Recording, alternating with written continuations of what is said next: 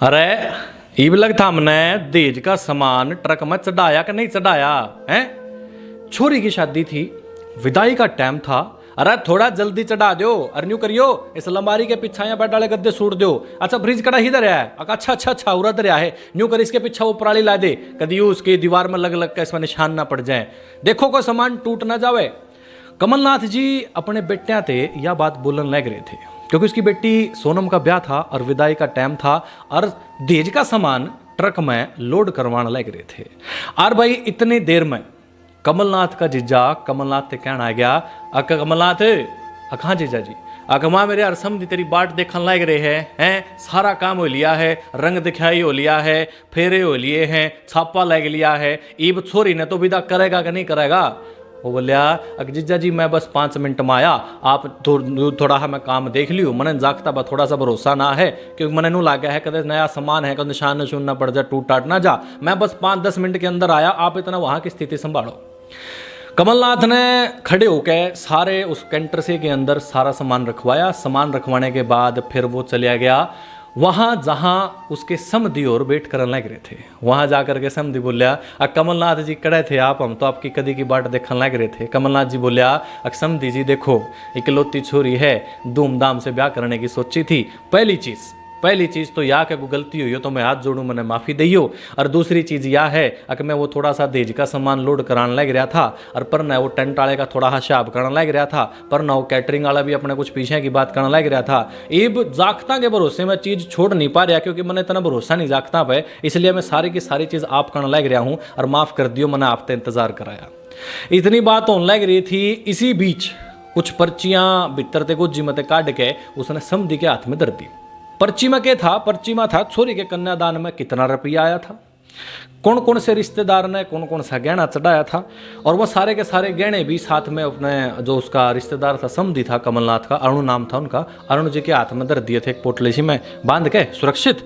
और भाई दहेज में के सामान है तो 3-4 पर्ची बना करके उसने अरुण जी के हाथ में दे दी।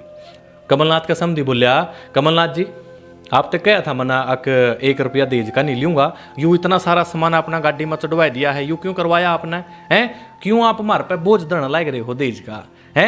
हमारा सुतरा ब्योत है, जाकर तुम्हारे नौकरी लग रहे हैं, मैं नौकरी लग रहा हूँ, घर बार बढ़िया है, 2-4 प्लाट भी हैं, किले भी हैं, आप क्यों हमने बोझ तले दाबो हो हैं। 2 साड़ी में 2 कपड़े में जयमना या लक्ष्मी रूपी वो मिल जाएगी तो हम लोग इसी से बहुत सुखी हैं। फिर कमलनाथ बोलिया अगर जी आपकी बात बिल्कुल सही है, लेकिन मैं भी तो इकलौती बेटी का बाप हूँ, मेरा भी तो कुछ बुहार बनता होगा हैं, मैंने लोग भी गाली देवेंगे, मैंने लोग भी कुछ कुछ कहेंगे, कुछ कह लो जी, यार रीत है एकदम जानदी नहीं है। अब मेरा जो ब्योत था आप चिंता मत करो, मैंने टूट का नहीं दहेज दिया है, मैंने अपना आपा तोड़ा नहीं है, मेरा जो बुहार था, मेरा जो ब्योत था, ब्योत के शाब मैंने कराया है। अखिन पर्चिया में देख लियो जी, सारा शाब मिला लो एक बार।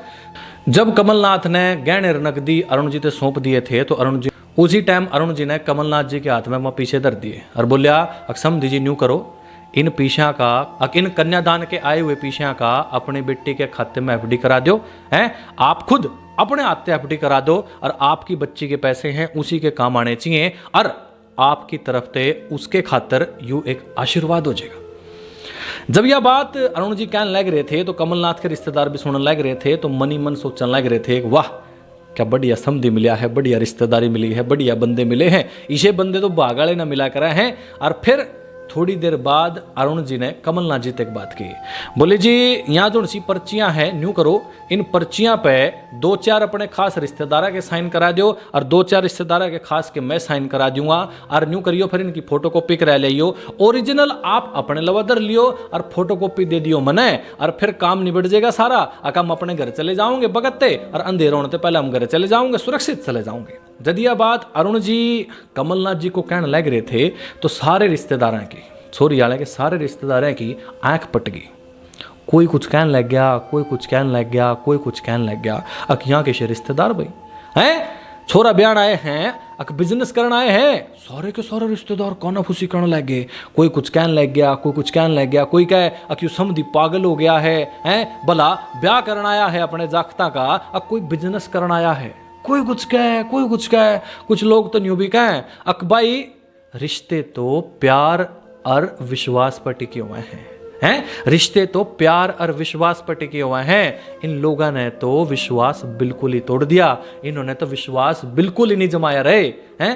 कुछ लोगों ने तो यहां तक भी कह दिया था ए भगवान, सोनम की जिंदगी बर्बाद तो नहीं होने लायक रही है? क्या हम सोनम की जिंदगी ना अपनी आंखें आगे बर्बाद तो नहीं होने दे देखने लग रहे?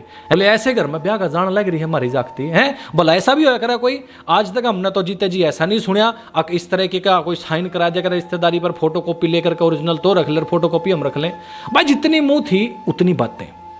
इन बातों ने सुनकर कमलनाथ का भी दिल बैठने लग रहा था। हालांकि वह सारी काना फुस्सी की आवाज अरुण जी के कान में भी पहुंच रही थी, पर कमल जी का उतरा चेहरा देख के उसके लवा गया अरुण और उसके कंधे पर हाथ रख के बोलिया, कमलनाथ जी।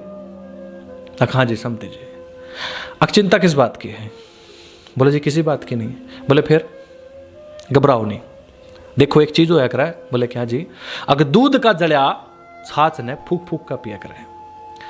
बोले हमने आप ते कभी कोई बात नहीं छिपाई है कोई? बोले ना जी कोई बात नहीं छिपाई। बोले आप हमारे घर की सारी बात जानो हो, आप यूं भी जानो हो अगर जो मेरा बड़ा बेटे है संजय, हाँ उसके गिले के बनी है, और मेरी बड़ी बहू न हमारे गिले के करया है, हमारे पास के इल्जाम लाए हैं। आप इन सारी बातों के गवाह हो। आप इन सारी बातों के गवाह इसलिए हो क्योंकि आप ही तो हमारे वकील रहे हो।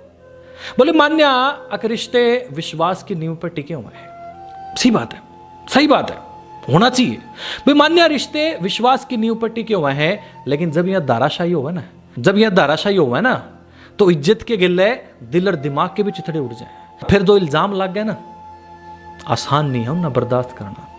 बोले मैं तो बहुत खुशकिस्मत हूं कि मेरा परिवार इससे उभर गया है।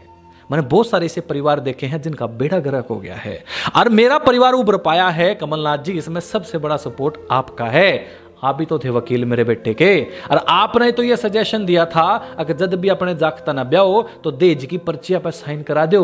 बोले मैं तो आपकी बात मानने लग रहा हूं, हैं? मैं कुछ गलत तो नहीं कर रहा हूं? याद है ना आपने ही मेरे से सलाह दी थी या सुन के कमलनाथ जी थोड़ा सा मुस्कुरा दिए, और उन्हें याद आया हाँ यार वो दिन जब अरुण जी अपने बेटे संजय का केस लेकर आया था तो उससे मैंने यह सलाह दी थी।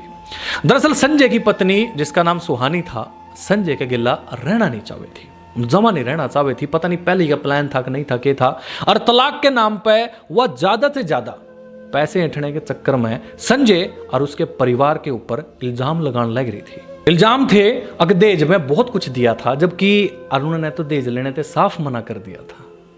शादी कोविड के टाइम में हुई थी, इसलिए वीडियोग्राफी भी नहीं बनी, तो अपना कोर्ट में अपना साइन सुइन कर दिया था, थोड़ा बहुत अपना खान पीन का कर दिया था, और ब्याह कर दिया था जागता का। बोले दुख इस बात का था अब सुहानी के माता पिता भी सुहानी का पूरा साथ देने लग रहे थे।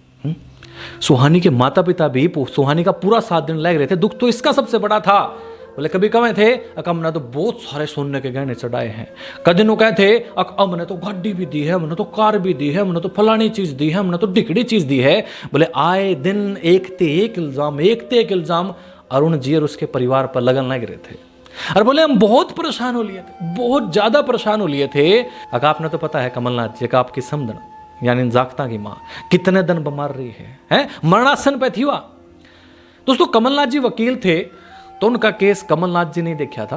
वकील होने के नाते इतना तो उन्हें समझ में आ गया था अरुण झूठ नहीं बोल रहे हैं, जो उनके अभी वर्तमान समधी हैं वो झूठ नहीं बोल रहे हैं, और काफी सिद्धांतवादी आदमी है। वो तो नु आया सुहानी के रिश्तेदारा ने ही सुहानी के खिलाफ गवाही दे दी और इनका केस सस्ते में निपट गया। उसी दौरान कमलनाथ सुने जो अरुण का छोटा बेटा था उससे मिला और अपनी सोनम खातर वो पसंद कर लिया। खैर दोस्तों यह सब याद आने के बाद कमलनाथ जी ने पर्ची ली, खुद उस पर साइन कर दिए, अपने कुछ जरूरी रिश्तेदारों के साइन करा दिए, दूसरी तरफ अरुण जी के कुछ रिश्तेदारों के साइन हो गए, फोटो स्टेट खातर वह पर्ची भेज दी, फोटो स्टेट भी आ गई, ओरिजिनल भी आ गया, ओरिजिनल अपने लाओ रख दी और फोटो स्टेट समझी दे दी और अपने नए संबंधी का समर्थन कर दिया हाँ मैं इस चीज के साथ हूं। इस काम के बाद कमलनाथ ने फिर अपनी छोरी विदा कर दी। दोस्तों मैंने नहीं पता अरुण जी का यू फैसला सही था गलत था। पहली चीज तो दहेज लेना ही गलत है, पर माफ करना दोस्तों यह रीत इतनी जल्दी समाज में हटने वाली नहीं है। यू दहेज वाला किस्सा कहने से नहीं खत्म होने वाला है। ये दे जाले इससे के लिए तो जो मुहिम शुरू करनी है वह करड़ी करनी पड़ेगी, किसी सजा के प्रावधान के गिले। लेकिन दोस्तों आज की स्थिति ने देखते हुए कमलनाथ जी और अरुण जी का जो फैसला मन लगभग ठीक लग गया। ठीक है, सिक्के के दो पहलू हुआ करा है, शायद आपकी कुछ और सोच हो, मेरी कुछ और सोच हो। आपने यह चीज कैसी लगी? क्या अरुण जी और कमलनाथ जी का यह फैसला सही है? आप अपने विचार कमेंट बॉक्स में जरूर लिखियो।